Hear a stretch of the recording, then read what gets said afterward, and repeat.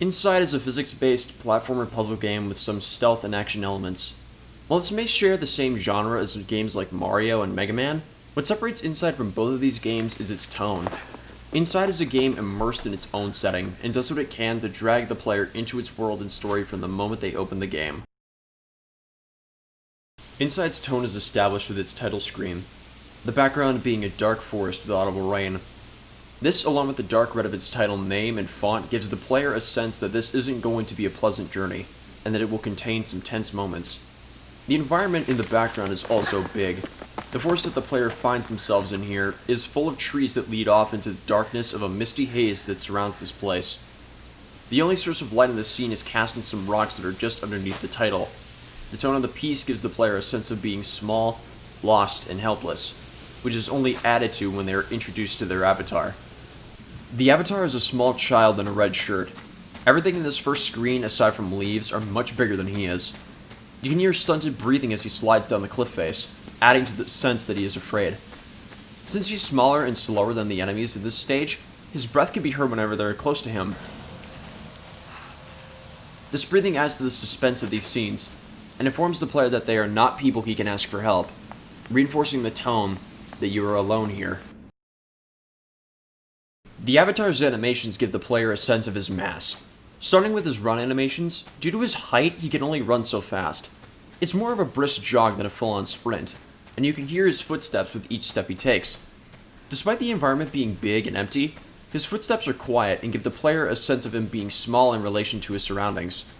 His footsteps don't echo in the player's ears here, as that isn't something that the player would hear in a forest.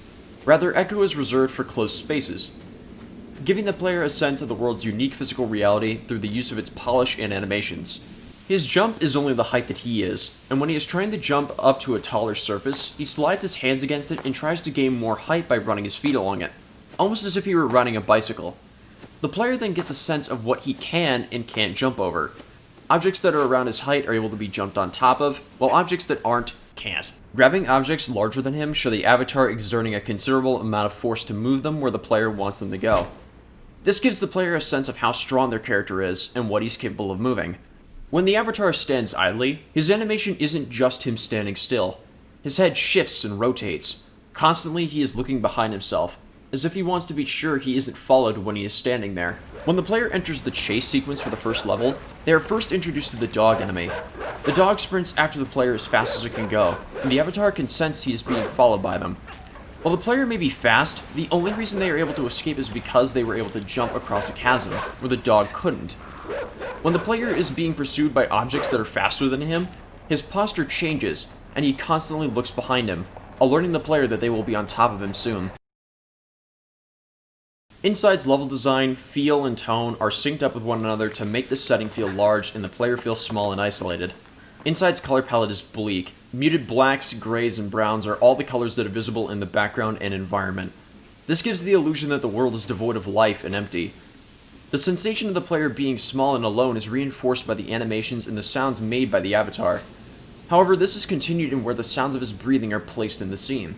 When the player approaches the first scene where the adult enemies are in the midground, the boy's breathing is audible again, and stunted as it was before, as if he's trying to keep himself calm and maintain his own composure. This is placed here not to just communicate more of the level's story, but it adds to the feeling of isolation. While you may not be alone in this forest, your character cannot interact with these individuals under any circumstance.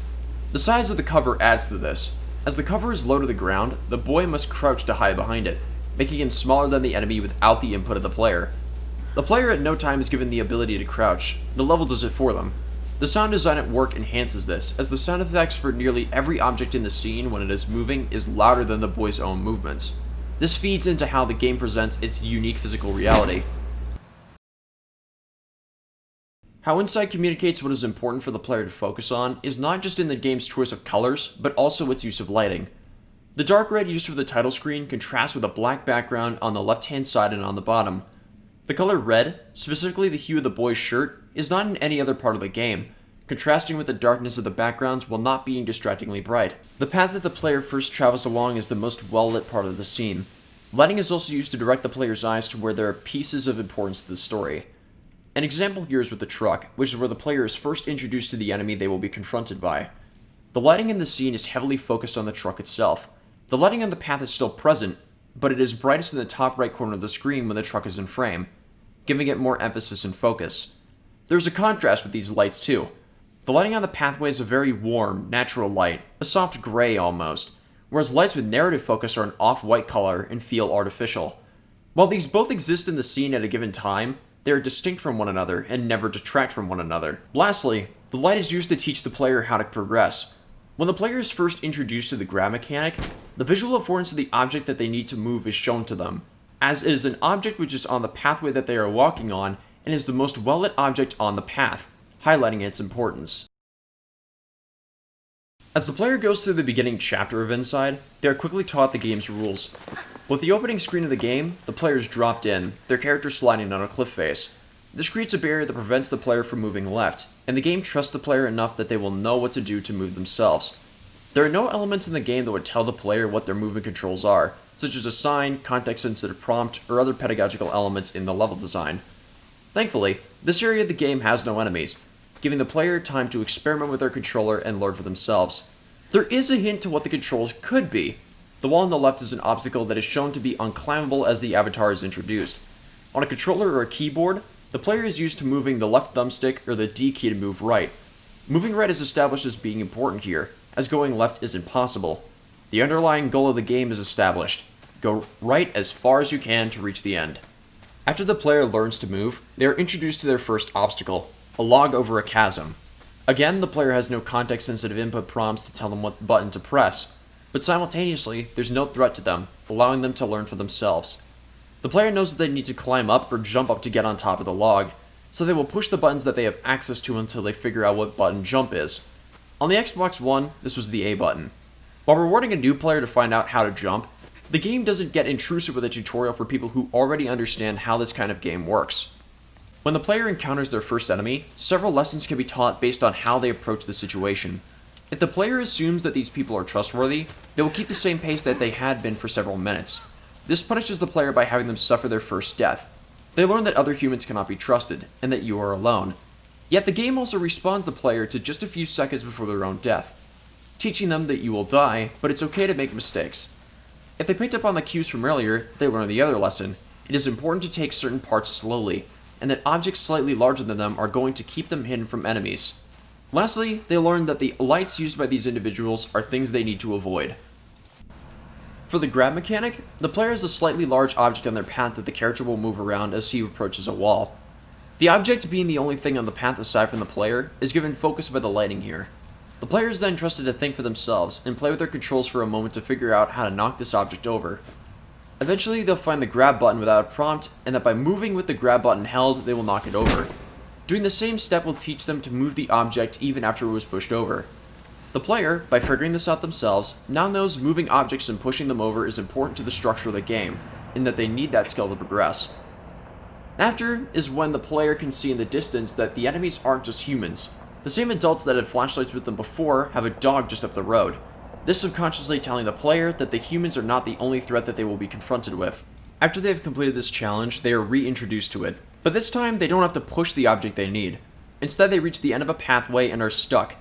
However, the player will remember landing on a box as they crossed into this section. The lesson taught here is simple, but incredibly important. In certain situations, in order to move forward, you need to go backwards. This backtracking element is used in the later puzzles of the game. In this moment, the player also learns that they can pull on objects just as well as they can push them. When the game gets to the swimming section, there are no prompts again to inform the player. The game trusts that the player understands how you move in the water, and that if you are underwater without equipment for too long, you will drown. In case this isn't clear, when the player starts to run out of air, the avatar will visibly let out a mass of bubbles from their head, and the controller will vibrate. This communicates without the contextual prompt or signage that the player needs to come up for air.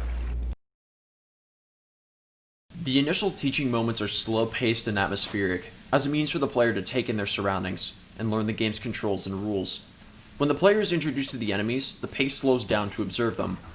Since the player is crouched and hiding, the player will wait until the enemies are gone. The opening level has multiple sequences like this, where the player is told by the game to take things slow, but these slow moments never waste the player's time. The game tells the player the story of what's going on and poses questions to them. When the truck is introduced, the player also notices there are humans in the back of the truck before it's closed and drives away, a detail important to the overall story of the game. Where the player meets the first enemy is where the tension ramps up. The pacing is brought to a crawl as the player watches, waiting for the enemy to leave. If they choose not to and run right in front of them, they are killed. After the player learns the mechanics, the pacing rapidly picks up as well as the tension. The player is spotted, and a dog can be heard as they try to run away. Knowing from the earlier encounter with the enemies, and seeing the previous area that the enemy has dogs with them, they try to run as fast as they can. Once they pass the challenge, they are given a moment of reprieve to collect themselves. This lasts for a few seconds before the player has some of the human enemies in the background in a van along the road looking for them, increasing the tension again and making sure that they keep moving forward. But if they don't go left during this segment of the chase, they are hit with a dart and knocked out, resulting in a reset to the previous checkpoint. What amplifies the tension and urgency is the music. Music was not used prior to this, and it quickly ramps up as the player continues to go through this section. The animations that the boy has as they're jumping imply that he is running as fast as he can, nearly tripping over himself trying to escape. You can hear his breathing as he runs, looking over his shoulder. Urgency and tension are at their highest as the player approaches a cliff and leaps into the water below. The camera tilts down slightly to give the player a sense of scale as to how high that jump was, but keeps the music playing until they pass the final light held by an enemy in the water section, turning down the tension finally as the opening act comes to a close. The challenges the player is met with as they progress are one-faceted. The puzzles leading up to the chase had only one component to complete them, that being a box-shaped object.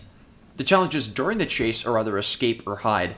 This sequence is actually a pattern of these objectives, with that being escape, hide, escape, with the final part being a combination of both with the introduction of swimming. These challenges during the chase sequence slightly increase the difficulty with each one that passes, as the enemy pursuing the player are all faster than they are.